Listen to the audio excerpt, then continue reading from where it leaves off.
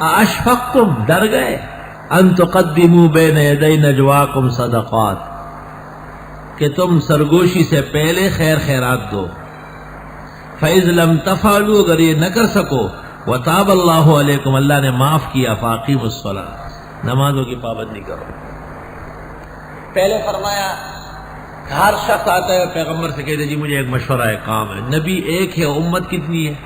حضرت کے سارے اوقات صرف ہو جائیں گے. تو حکم آیا کہ حضرت سے جو بھی میٹنگ کرے گا، مشورہ کرے گا، پہلے کچھ نہ کچھ دے گا.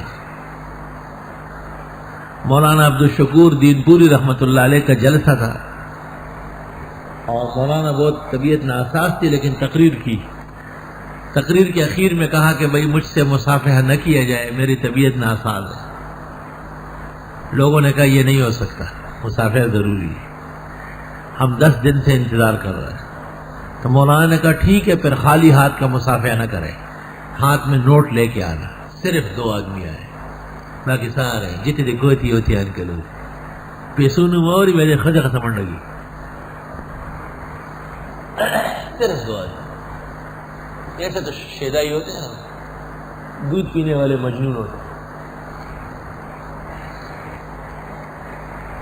سوال یہ ہے کہ اس کا مقصد کیا تھا کہ پہلے پابندی لگی کہ ویسے مشورہ نہ کرنا، کچھ دے کے کرنا، اور پھر فرمایا کہ چلو اب تم ڈر ہی گئے، مشورے ہی چھوڑ دیے، تو بس جو دین ہے اس کی پابندی کرو.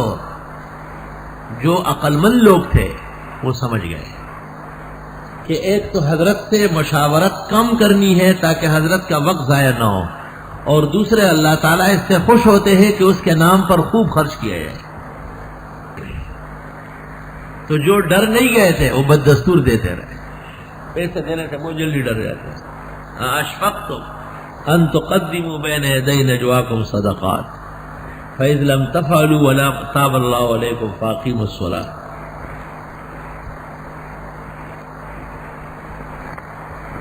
کیا اس آیت پر عمل ہوا ہے جس میں فرمایا کہ حضرت سے مشاورت سے پہلے کچھ نہ کچھ دیا کرو؟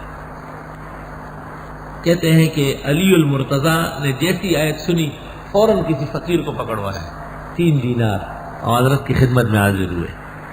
اس کے فوراً بعد جبریل آئے اور دوسری آیت لے کے آئے.